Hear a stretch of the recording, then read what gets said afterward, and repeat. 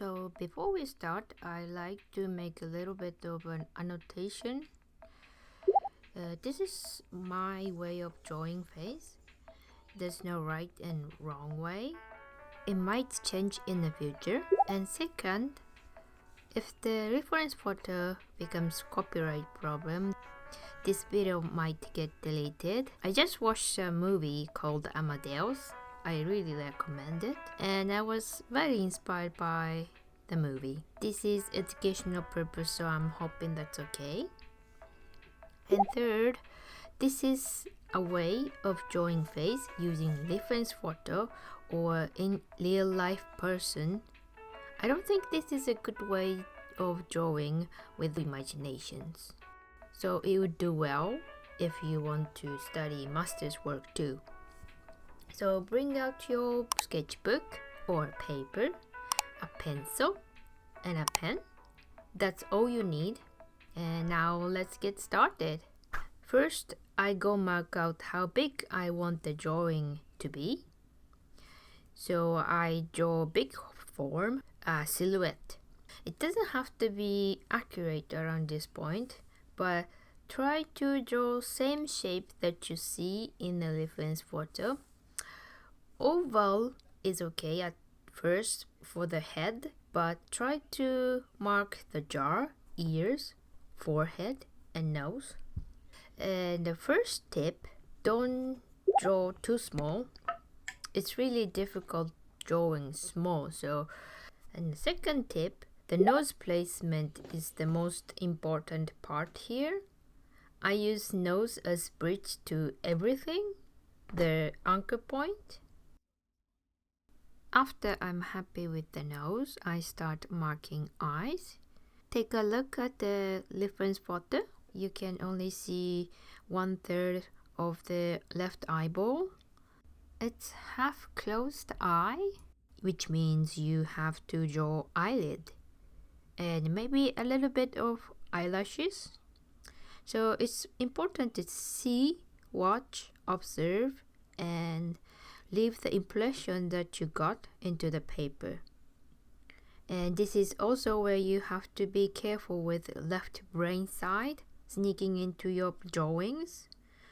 Your left brain is always trying to tell you that you know, it's easy, it's like this. And you ended up off perspective. So just draw what you see, not what you know.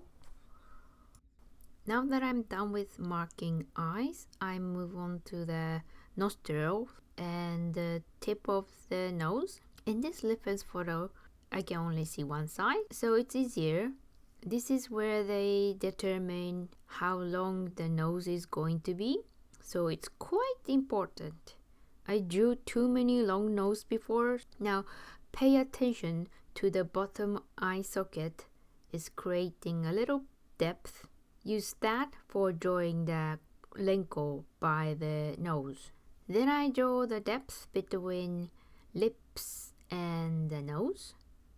I learned that it's called philtrum. Don't draw too much. Then I start drawing lips. Lips are quite hard. In this reference photo, he's got quite skinny, thin lips, especially upper lip. And it's facing downward, so it won't get shine. To find where the corner of the mouth should be, I use the eye to measure. So in this reference photo, you can see that where the pupil ends, the corner of the mouth should be. In this video, I didn't do a good job demonstrating it because I didn't fill in the pupil yet. But sometimes I do visually, sometimes I do eye measuring. To draw lips, you have to see the reference photo and draw the exact same shape. He has a quite flat cupid's bow and the bottom lip follows the line and his corner of mouth going downwards a little. Then you can draw his chin next. I can see that the other side of the face is a little bit peeking and there's this shape with the chin. So mark that on paper Now I'm done with the most of the shapes. I can start drawing details. So I start with the pupil that I didn't fill in. Pupil is also quite hard because if you didn't draw right, the left eye is looking this way and right eye is looking slightly off that way. So this is what I found to draw more accurately. Pay attention to the shape of the sclera, the white part of the eye. This is called the negative drawing that draw the shape around the object. It's better than drawing pupil itself. It works most of the time for me. After the pupil, I start emphasizing the shape I see, the eyelids, forehead, the parts around the eyes. In this picture, most of left side of his face is not visible, which means there's interesting shape around the left eye. So it's important to execute these shapes accurately. At this point, I start marking the impression of the value I see. The dark part, it's almost black in the picture. Some people told me that we use different part in the brain to see shapes or colors. So it's better to draw shape first or color first and do it one at a time. Then I keep going until I think I do enough.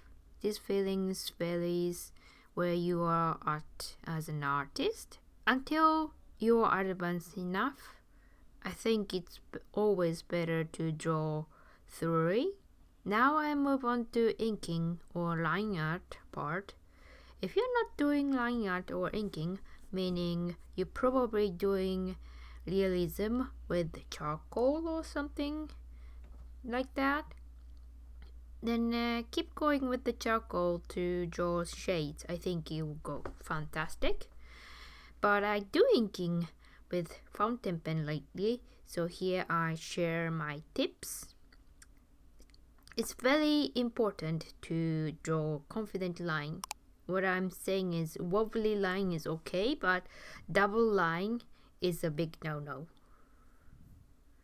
And while I'm inking, I'm still looking at the reference photo.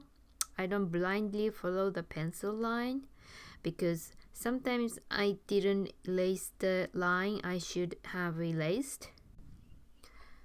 And when I didn't manage to draw one clean line, I don't have to connect it. Connecting two different lines is quite hard, so if I could not draw one clean continuous line, I'll have some gap in between. Our brain has function that wants to connect two dots or some dots. If you draw digitally, it might be better to connect lines because of some tool function reason. So if you are planning to digitize your traditional art, you have to keep it in your mind. You can decide if you should connect the line or not. I think drawing is quite hard.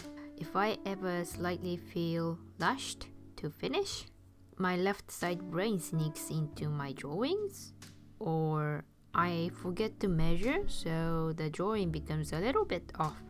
I think in this drawing I felt rushed from time to time. Around the chin is a bit off, eyes a little bit off. So I'm not saying my drawings are perfect. I'm just sharing how I measure. They are always imperfect in some parts. That's where sometimes I love the drawing or hate, you know. I think this is enough. So this is where I end this video. So thank you for watching. Leave me a like if this was helpful. See you in the next video.